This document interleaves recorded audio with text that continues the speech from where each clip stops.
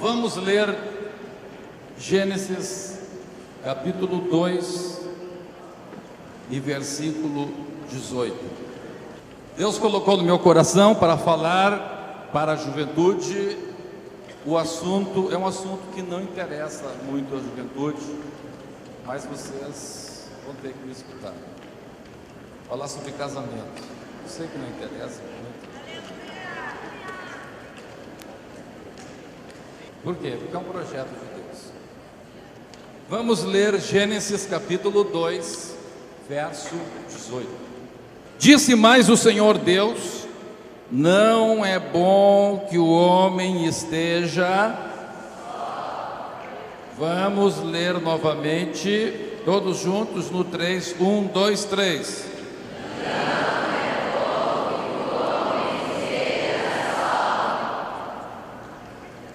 Amém.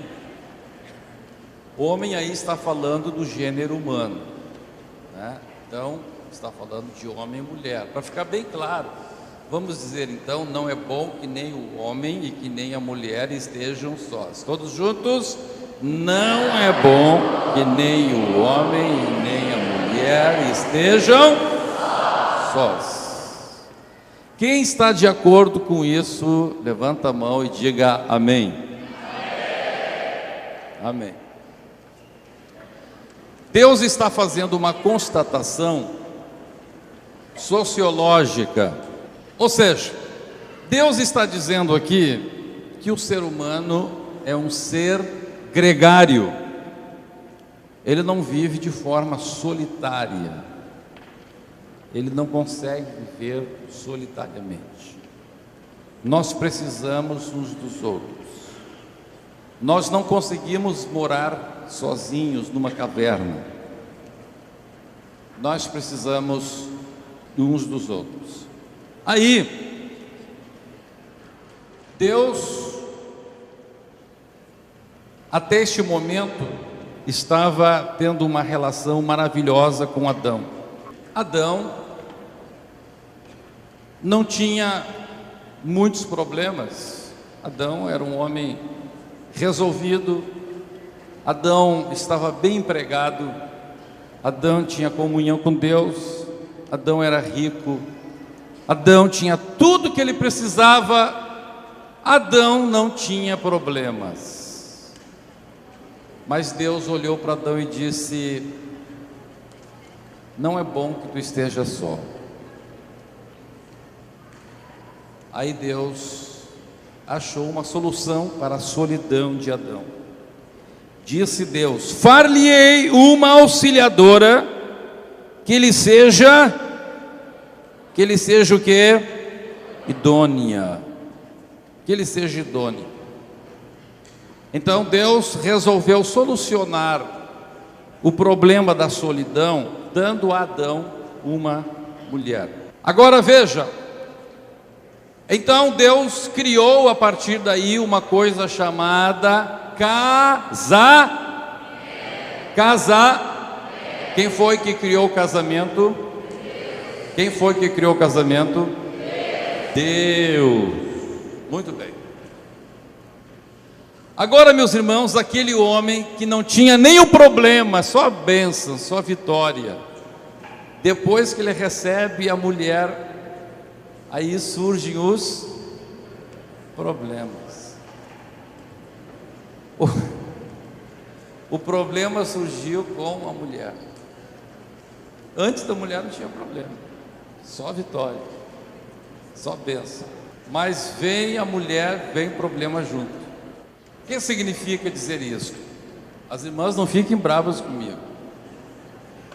O que significa isso? Significa que o fato do casamento ser projeto de Deus, o fato de que alguma coisa seja projeto de Deus, isto não significa que essa coisa não vá ter problemas. Vocês querem ver uma coisa? A Bíblia fala expressamente o porquê disso. Vamos ler em Romanos, no capítulo 7. Você vai descobrir uma coisa. Olha, hoje você vai entender tanta coisa, vai ter muita pergunta que tem no seu coração, que você vai ter a resposta hoje, sabe, dúvidas que você tem, olha, vai ter um montão de dúvidas que você vai deixar aqui hoje.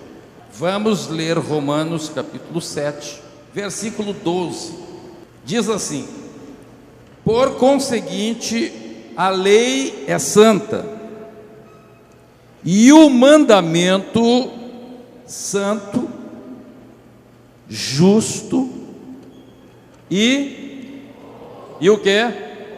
Bom. Quem fez a lei? Quem fez o mandamento? Quem? Deus. Então, porque Deus fez a lei então de Deus, o mandamento de Deus é santo, é justo e é o que? Bom. Agora, olha o verso 3 do capítulo 8, Romanos capítulo 8, verso 3. Porquanto o que for impossível à lei, no que estava enferma pela carne, isso fez Deus enviando o seu próprio Filho, em semelhança de carne pecaminosa, e no tocante ao pecado, e com efeito, condenou Deus na carne o pecado.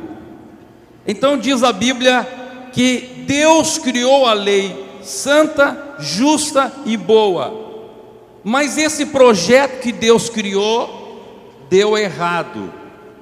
E deu errado por quê? Porque a lei não era boa, porque a lei era falha. Onde estava o problema da lei? A lei estava enferma por causa da carne, por causa da nossa natureza carnal, porque Deus é espírito, Deus vive no mundo espiritual, mas Deus nos criou no mundo físico, e esta atração que a nossa carne tem pelo mundo físico, que é oposto, que é diferente do mundo espiritual, é isto que traz problemas para os projetos de Deus, é aí que dá o choque. Então veja, mesmo que um projeto seja divino, esse projeto, ele pode estar enfermo, não por causa do projeto em si, mas por causa da carne. Então, um projeto divino pode dar errado? Pode. Por causa do projeto? Não, o projeto é justo, santo e bom. Onde é que está o problema? Na carne, no executor, na hora de executar. É mais ou menos assim, ó. Você pega o melhor arquiteto do Brasil, não sei quem ele é, ele faz uma planta, faz um projeto e entrega para um pedreiro, aquele que o pessoal chama de meia colher, um pedreiro ruim, um albanil malo, para os hermanos de Argentina, Paraguai, Uruguai e Puerto Rico. Então, o projeto é perfeito. Onde é que está o problema? No executor. A lei era perfeita, porque ela estava enferma por causa da carne. O projeto de Deus do casamento, perfeito. Mas onde está o problema? Na carne humana, na carne de Adão e de Eva. O projeto era de Deus. O casamento é um projeto divino, mas o casamento, assim como a lei de Deus, está enfermo pelo quê? Pela carne. Querem ver um outro exemplo? Vamos pegar um outro exemplo. A vida. A vida vem de quem? A vida vem de Deus. O que diz a palavra de Deus no Salmo 139, verso 16? Os teus olhos me viram a substância ainda informe, e no teu livro foram escritos todos os meus dias, cada um deles escrito e determinado, cada um deles, quando nenhum deles havia ainda. Então eu pergunto, a vida de cada um de nós é um projeto de... A vida de cada um de nós é um projeto de Deus. Muito bem. A vida é um projeto de Deus. Agora eu pergunto para vocês: a vida é um mar de rosas, sim ou não? Mas não é um projeto de Deus. É um projeto de Deus. Mas a vida não é um mar de rosas por duas razões. Primeiro, porque a nossa carne acaba atrapalhando esse projeto quando ela se rebela contra o projeto de Deus. Segundo, há coisas que existem neste projeto de Deus que para Deus estão ok, mas para nós estão não ok. Para nós está ruim. Vamos pegar um exemplo, o exemplo de Jó. O sofrimento de Jó estava lá, estava tudo debaixo do controle de Deus, tudo Deus fazendo as coisas, tudo Deus com propósito. O propósito que Deus tinha está revelado em Jó capítulo 42. Deus queria se revelar para Jó. Deus queria que Jó o conhecesse, não somente de ouvir falar, mas de uma experiência pessoal. No entanto, chega um momento tão terrível, que está lá em Jó capítulo 3, verso 2, e Jó diz assim: pereço o dia em que nasci, e a noite em que se disse foi concebido um homem. Por isso tem gente que diz que Jó nasceu no dia 30 de fevereiro, porque não tem dia 30 de fevereiro. Pereça o dia em que nasci, e na noite em que se disse foi concebido um homem.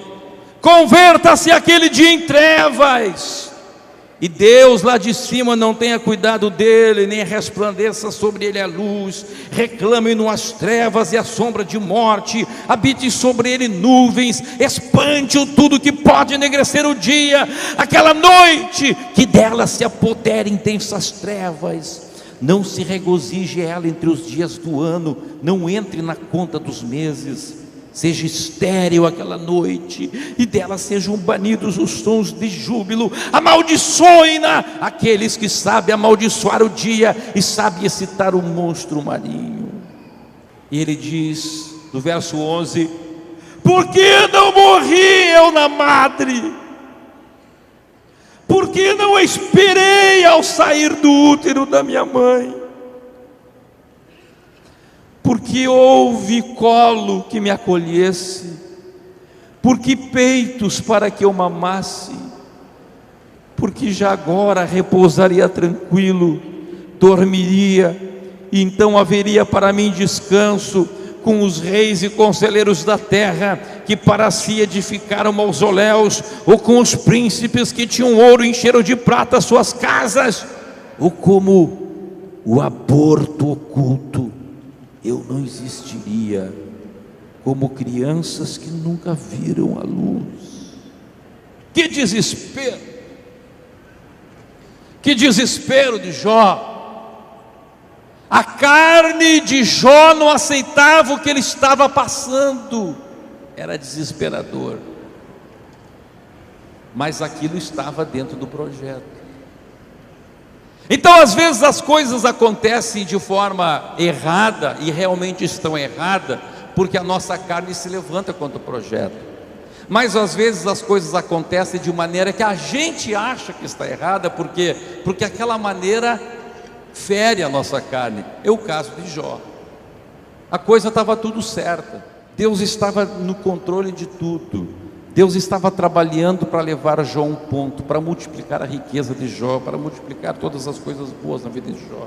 Mas a carne de Jó estava desesperada, ele preferia ter morrido, ele queria ser um aborto. Aí chega a esposa dele, e a esposa dele propõe um suicídio. A esposa diz: ainda conservas a tua integridade? Amaldiçoa Deus e morre. Mas ele lhe respondeu: falas como qualquer doida. Temos recebido o bem de Deus, e não receberíamos também o mal? Em tudo isto não pecou Jó com os seus lábios. Quem pode glorificar a Deus pela vida de Jó? Então eu pergunto, se quando na vida da gente as coisas estão terríveis, parece que tudo está errado, a gente tem o direito de dar um tiro na cabeça, sim ou não? A gente pode se matar?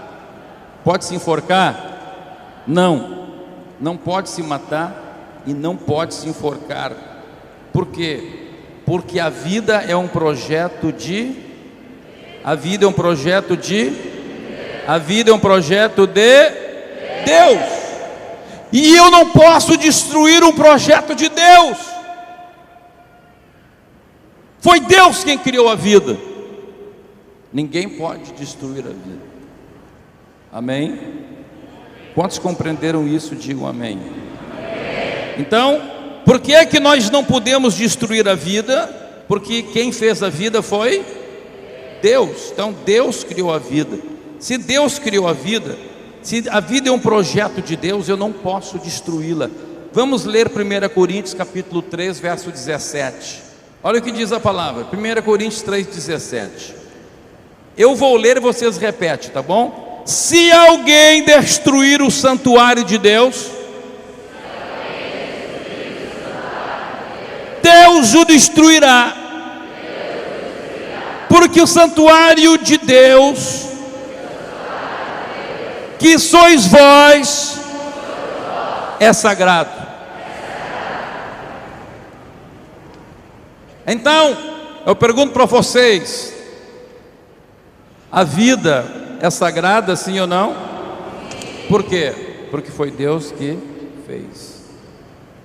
O casamento é sagrado, sim ou não?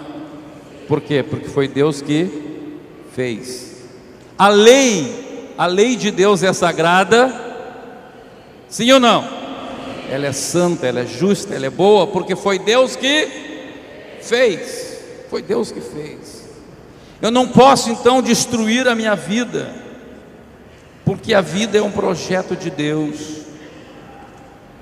A salvação também é um projeto divino. Mas eu pergunto uma coisa. Olha aqui, eu vou fazer uma pergunta para vocês. A salvação, depois que a gente é salvo, depois que a gente se converte, vira tudo um mar de rosa, sim ou não? Sim ou não? Muito pelo contrário. Às vezes depois que a gente é salvo, aí que o diabo se levanta. E além do diabo se levantar, a nossa carne também se levanta. O que Jesus disse em Lucas capítulo 9, verso 23? Que Jesus falou? Jesus disse: se alguém quer vir,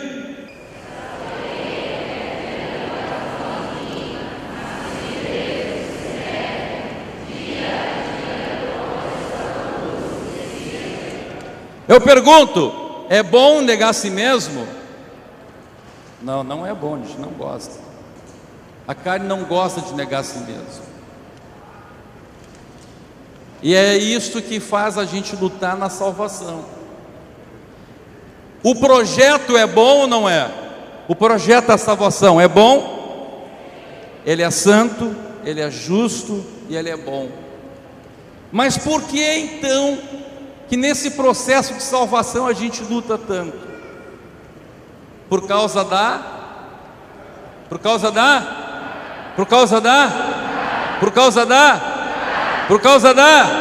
carne. De novo, o projeto é enfermo por causa da carne. O projeto em si ele é bom, mas é a carne que torna as coisas enfermas.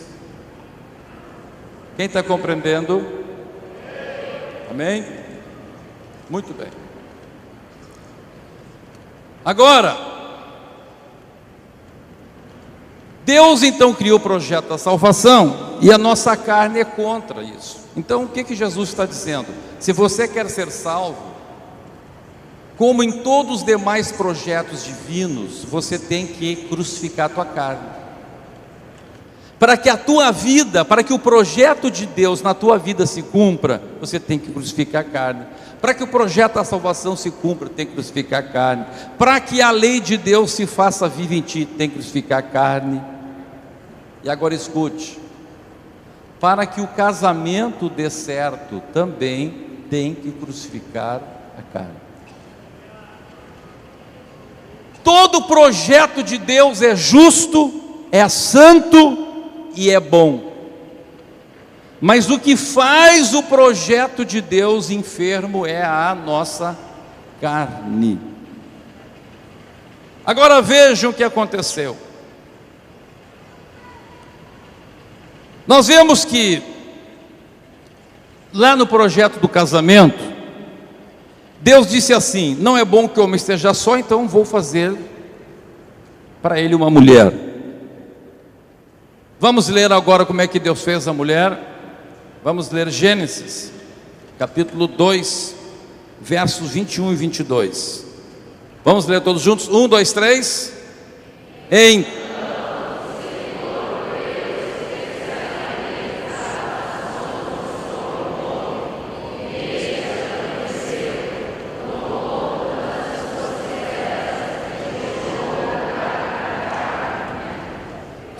Fique em pé, por favor. Fique em pé, por favor. Fique em pé. Fique em pé. Está muito quente aqui dentro. A pressão de uns está baixando. Então você tem que dar um susto nele. Dá um cutucão na costela dele, assim. Na costela. Não, cutuca a costela. Nós estamos falando de costela. O pastor está falando sobre ossos. Eu vou continuar falando sobre ossos. Hoje aqui é uma aula de anatomia. É uma aula de esqueleto. Dá um cutucão na costela e vai forte aí, forte. Tá, agora, obrigado, pode sentar. Deus pegou o quê? Costela. Deus pegou o quê? Costela. Deus pegou o quê? Costela. Deus pegou o quê? Costela. Deus pegou o quê? Deus pegou o quê? Costela. Agora eu vou fazer uma pergunta para vocês: por que é que Deus pegou uma costela? Por que que Deus não pegou um dente? Por que que Deus não pegou uma orelha? Por que será que Deus pegou costela? Deixa eu explicar para vocês.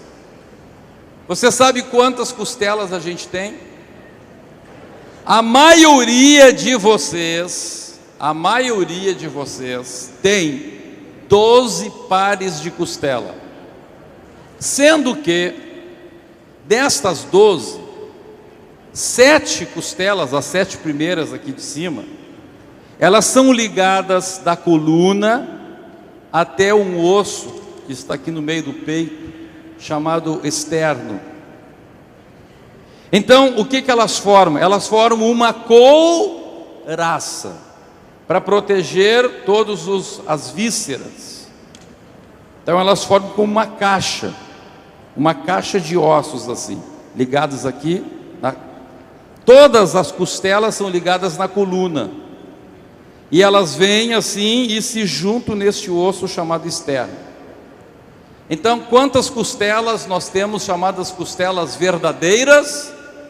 7 pares de costelas verdadeiras, ou seja, elas estão presas no osso da coluna e presas no osso do peito.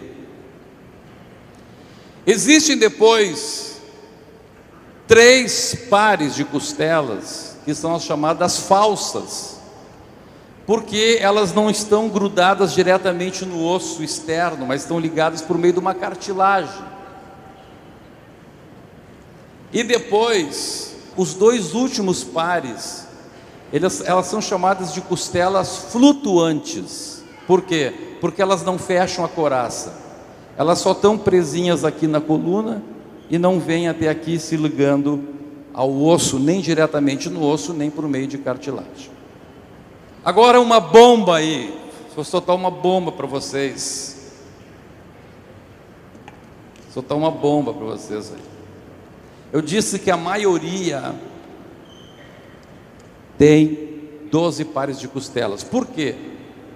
Porque pode ser que alguém aqui tenha 13 pares de costelas. Há pessoas que têm 13 pares de costelas. Isto significa o quê? Que na humanidade, lá muito tempo atrás, alguém ou alguns tinham 13 pares de costela, e de vez em quando então reaparece isso na humanidade. Esse 13º par de costela, eu creio, foi a costela que Deus tirou de Adão.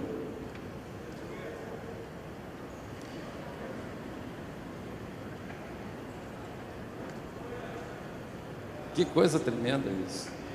Desapareceu essa 13ª costela. De vez em quando surge, alguém nasce com 13 pares de costela, aparece de novo a costela que Deus tirou de Adão. Agora, presta atenção aqui, que coisa interessante. Olha só que coisa interessante. Alguém pergunta assim para mim: Pastor Humberto, Eva já nasceu, aquela costela ali já estava preparada para Adão? Não. Olha o que a palavra de Deus nos fala. Vamos ler no verso 22 de novo.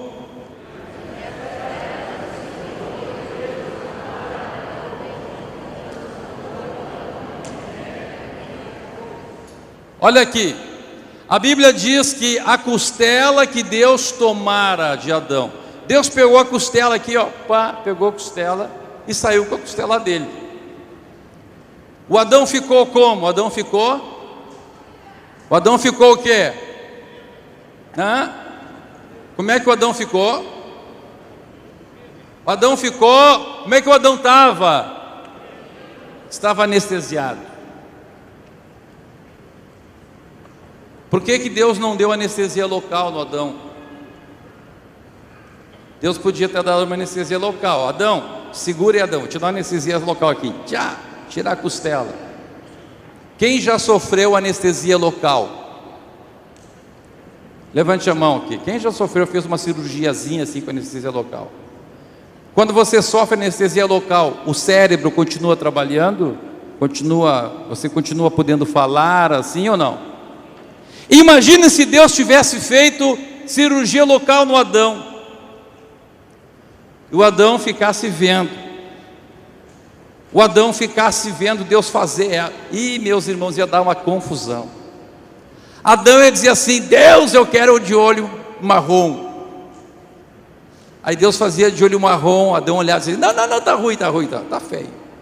Eu quero um preto. Aí um marrom e um preto então. Deus fazia assim a Eva assim, não é? Vamos supor, vamos lá, cabelo loiro. Ele dizia assim: não, eu quero vermelho, quero verde. Ia ser uma confusão. Então escute, preste bem atenção. Deus fez Adão dormir, para Adão não dar opinião. Adão não dá pitaco, ficou dormindo. Adão, tu tem que acreditar em mim, tu tem que aceitar o que eu vou te dar.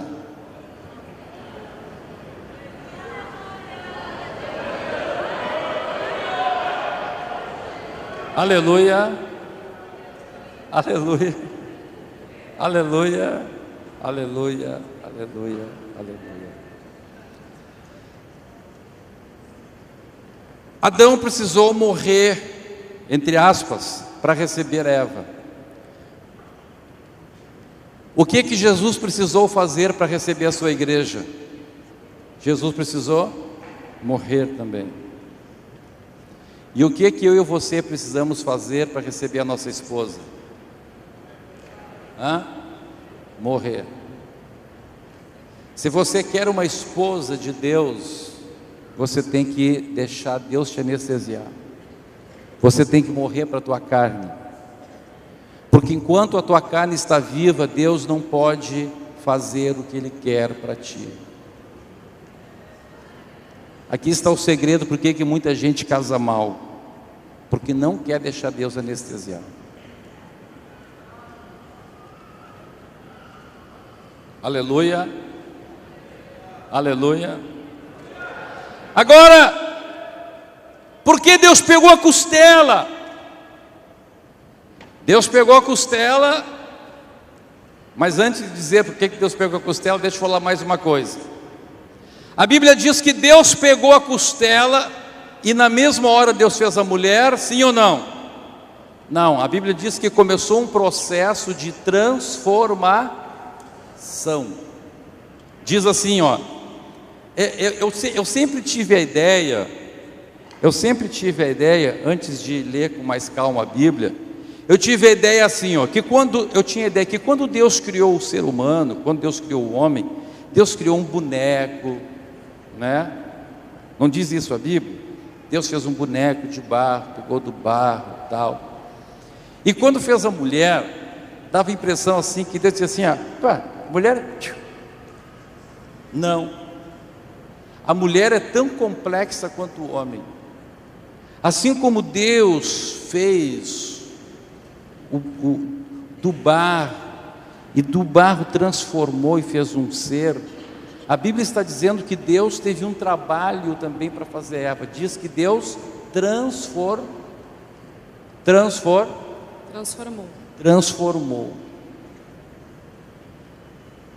Um processo de transformação. Olhe, escute. Você vai entender um negócio muito interessante aqui. Bom, agora, por que Deus pegou da costela? Repito, irmãos, eu vou fazer uma outra pergunta para vocês. Deus tinha dito para Adão que se Eva pecasse, e se ele pecasse, eles iriam morrer. Aí Eva pecou. E Eva chegou e entregou o fruto para o Adão. E o Adão comeu e pecou também. Eu pergunto, o que aconteceria se o Adão não tivesse comido o fruto? O que aconteceria? Eva morreria ou não? Claro que morreria. O castigo viria sobre ela. E Adão ia ficar o quê? Viúvo. Ia ficar só de novo. E o que é que Deus ia fazer? Tem mais par de costela. Foi por isso que Deus pegou a costela. Porque se Eva falhasse e Adão não falhasse, tinha mais costela. Tinha mais 2 pares de costelas flutuantes lá. Até hoje estão flutuando, dando sopa lá. Assim como o 13º par, as pessoas que nascem com o 13º par de costela, são umas costelinhas bem pequenininhas, que não se une também aqui, que não cumpre a sua função de proteção. Se falhasse aquela costela, tinha a 12ª e tinha a 11ª, tinha mais 2 de reserva ainda. Olha que coisa tremenda isso. Isso aqui é profundo. O livro de Gênesis, os 3 primeiros capítulos de Gênesis são profecia. Eles são profundos. E existem algumas circunstâncias nas costelas que trazem muito bem a questão do casamento.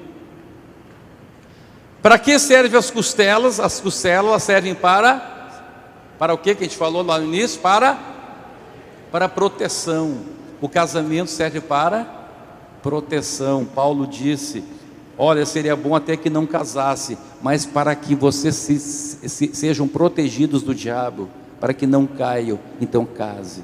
O casamento é uma proteção. A costela é proteção. Mas olha, tem uma coisa importante. Olha que paradoxo. Embora as costelas sejam para proteção, elas também são fracas.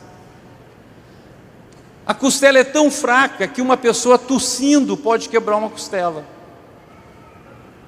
Tem um osso aqui que passa por cima da costela, que ele, numa contração muito grande, ele pode quebrar uma costela. E veja, a mesma costela que quando está sã é para proteger, quando ela se quebra, se torna perigosíssima. Ela pode matar a pessoa, furar o pulmão, dar uma hemorragia interna.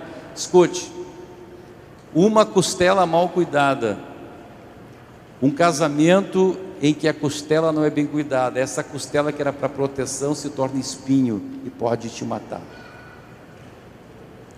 E é o que nós estamos vendo hoje, muitos obreiros estão sendo mortos por costelas quebradas. A palavra de Deus é perfeita, tudo na palavra de Deus é perfeito, nos mínimos detalhes é perfeito. Aleluia, glória a Deus, tudo é perfeito na palavra de Deus. Então tem muita gente aí morrendo de costela quebrada, obreiros morrendo de costela quebrada, morrendo de hemorragia interna, sua vida interior está sendo morta. Casamentos, pessoas estão morrendo porque o casamento está quebrado. Escute,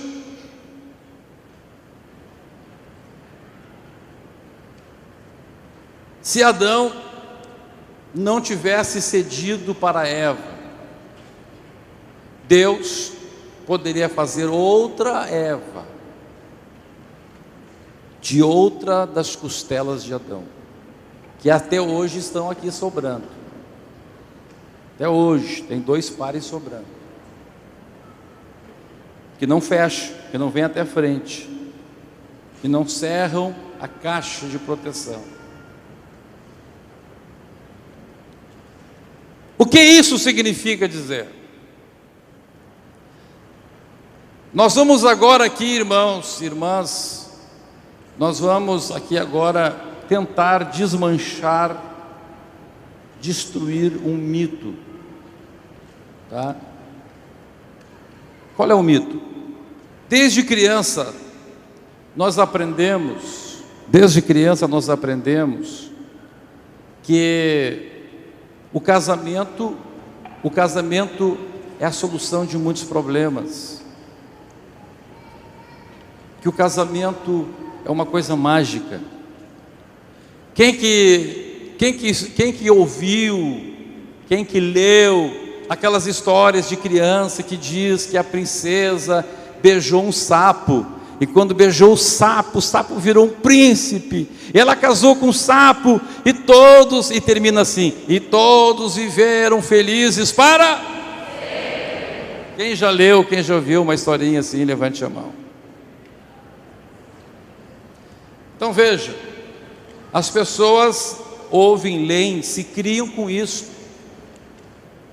E aí o que acontece? Aí quando elas casam, elas não estão preparadas para a realidade e se decepcionam, porque estão atrás de um mito.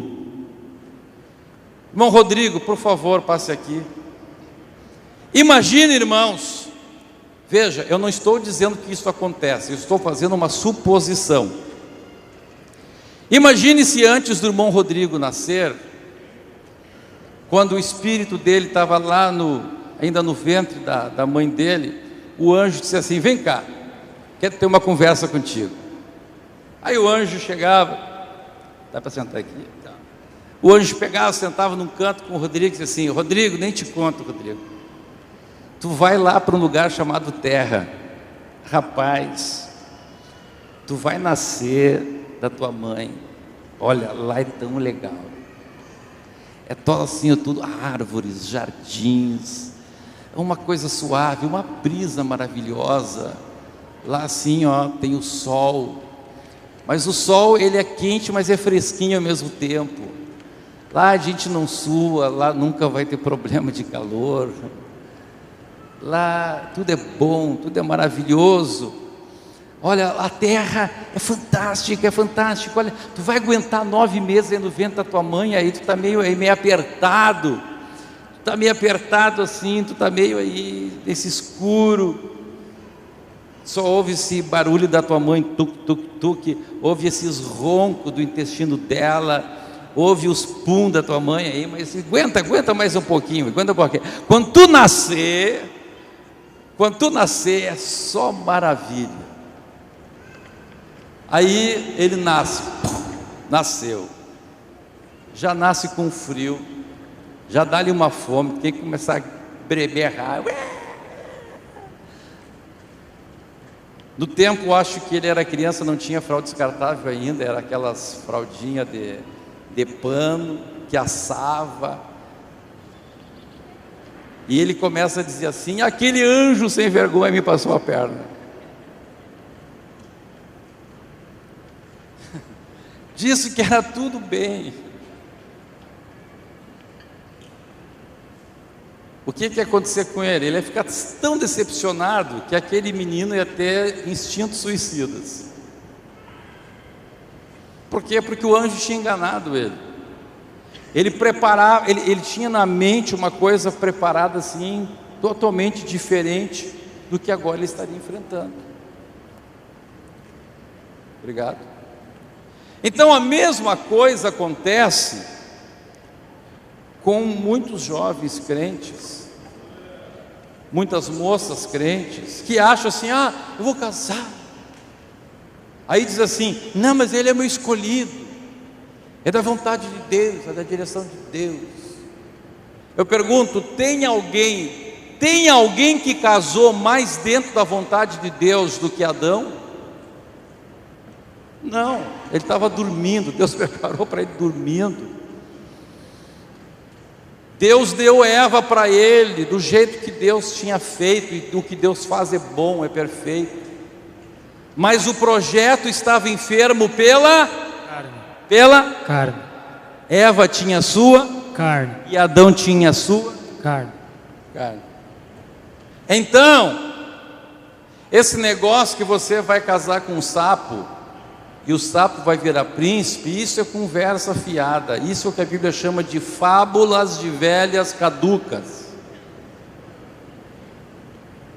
Isso é mentira. Você vai casar com uma pessoa que tem carne, essa maldita carne, essa maldita natureza humana.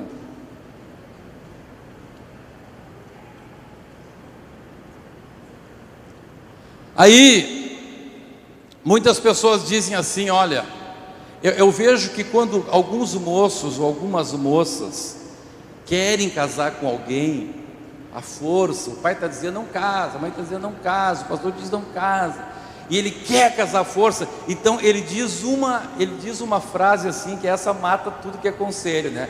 Ele diz assim: mas Deus me revelou que é ela. Ponto. Aí vai dizer o que pro camarada?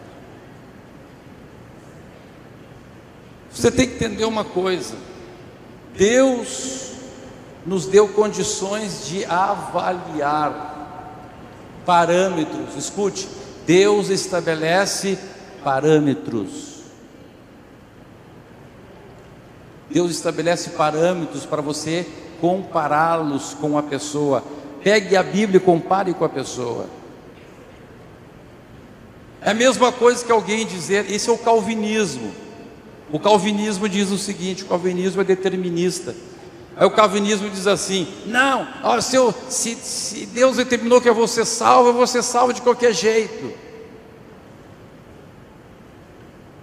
Não, Deus estabelece parâmetros e Deus nos elegeu nele antes da fundação do mundo. Tem que estar de acordo com ele. Aqueles que estiverem de acordo com Jesus, esses são salvos. Não tem esse negócio: Deus me revelou que eu sou um escolhido para ir para o céu. Isso não existe. Aí você vê o camarada todo torto, a moça toda torta: não, mas Deus me revelou que é ela. Depois que eu caso vai dar tudo certo. É por isso que tem tanta gente comendo o pão que o diabo amassou. E eu não quero ver você sofrendo, Eu não quero amanhã casar vocês e daqui um ano estar recebendo vocês nos gabinetes pastorais do ministério para tratar de divórcio. Você tem que entender o seguinte: casamento é projeto de Deus. Agora, irmão Rodrigo, olha aqui, eu vou te fazer uma pergunta, tá bom? Olha, eu pergunto: você escolheu nascer no Brasil? Não. Você escolheu nascer em Porto Alegre? Não. Você escolheu nascer numa família de classe média e não numa família rica? Não. Se você fosse escolher onde nascer, eu acho que você não nasceria no Brasil. Nasceria nos Estados Unidos, na Europa. Na Europa. Filho de pai rico, um servo de Deus, quem sabe um pastor milionário. Aí é o sonho, né? Agora escute, preste atenção. Se uma pessoa que não escolhe onde nasce, não escolhe o país, não escolhe a cidade, não escolhe o pai, não escolhe a mãe, não escolhe o nível social, o nível financeiro, o nível intelectual de onde ele nasce, e esta pessoa, mesmo não tendo podido escolher, depois não pode se matar. Ele não teve nenhuma opção. Ele nasceu, e ele não pode se matar, senão ele vai para o inferno. Eu te pergunto, se a vida, por mais sofrida que seja, por mais dolorida que seja, a gente não pode tirar, porque é um projeto de Deus. Eu pergunto, tu acha que Deus aceita o camarada, ele casa com quem ele quer, ele escolheu, ela escolheu, e tu acha que Deus vai aceitar que esse camarada destrua o projeto de Deus porque a coisa está ruim depois no casamento? Em hipótese alguma. Vocês estão compreendendo por que Deus não aceita o divórcio? Se Deus não aceita o suicídio, Deus também não pode aceitar o divórcio. Camarada sofrendo, camarada lá canceroso, a mulher cancerosa, aí o filho chega e diz: pai, estou com AIDS. Aí chega o credor e diz assim: ó, vim aqui tomar o teu carro. E ele não pode se matar, ele não pode se divorciar da vida. Aí por qualquer coisa as pessoas estão achando que pode se divorciar. Ah, mas na igreja tal está deixando, e aí vem para a igreja e tenta dar um desdobre, dar um lá, mas eu acho que dá para ser por causa disso, aquele outro. O que vocês acham que é o projeto de Deus? Jesus disse que há somente uma coisa que pode dissolver os vínculos conjugal, que é o adultério. E por que o adultério dissolve? Porque pela lei de Deus o adúltero deveria ser morto, ser apedrejado. Aí a outra parte ficaria viúva, só por causa disso. Obrigado. Então, minha gente, meus irmãos queridos, desculpe usar uma expressão muito forte, meus filhos queridos,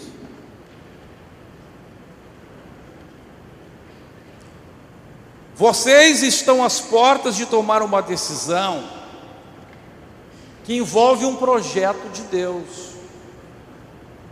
E assim como vocês não podem se matar, não podem se suicidar, senão vão para o inferno, vocês também não podem destruir um casamento, a família, senão vão para o inferno também.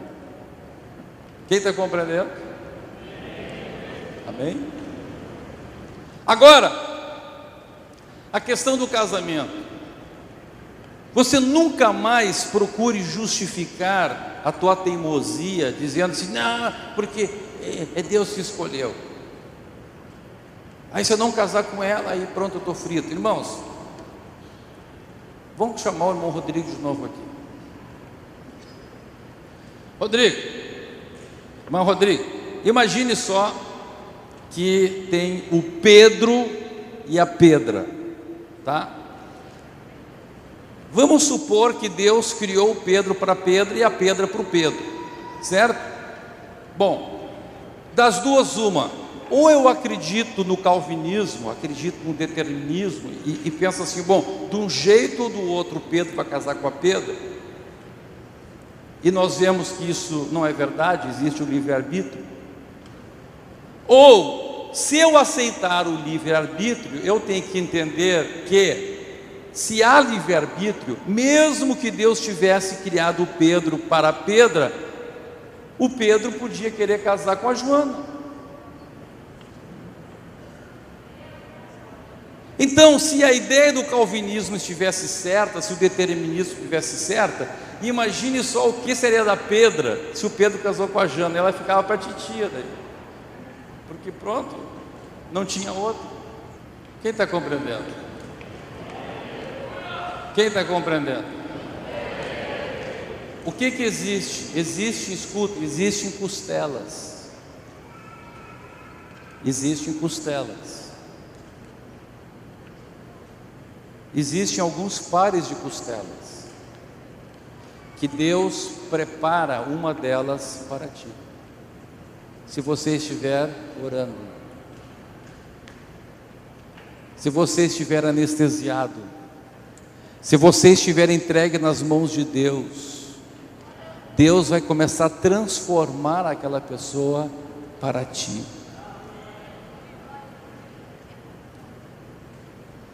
Porque aí Deus não está preso ao livre-arbítrio humano. Deus, por exemplo, imagine se Deus estivesse preso na pedra, aí a pedra resolve não fazer a vontade de Deus, Deus diria assim, pá, pobre do Pedro, está frito,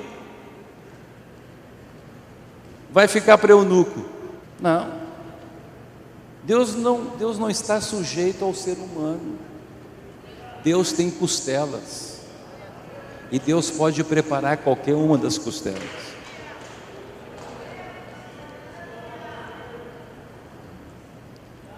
O que Deus espera é que você esteja anestesiado e diga: Deus, prepara como o Senhor quer, transforma para que seja conforme a tua vontade, a tua palavra. Se uma costela não quer, a outra quer. Se aquela não quer, a outra pode querer. Mas você vai ficar na presença de Deus dizendo: Senhor, eu quero descansar em Ti, eu quero estar anestesiado por Ti. Eu não te peço loira, não te peço ruiva, eu não te peço alto nem baixinho, Senhor, aleluia. Eu não te peço, Senhor, testudo ou sem testa, narigudo ou sem nariz, Senhor. Eu quero aquele homem que Tu transforme, que Tu prepare a minha vida para Ele, a vida dele para mim, Senhor. Eu quero ficar aqui anestesiado, eu quero ficar anestesiada, Senhor, na Tua presença. Eu não vou sair por aí escolhendo, não. Eu vou Te pedir que o Senhor vai transformando. O Senhor transforma a minha vida para Ele, transforma a vida dele para mim, Senhor. Senhor, Senhor, Senhor, Senhor, ajuda.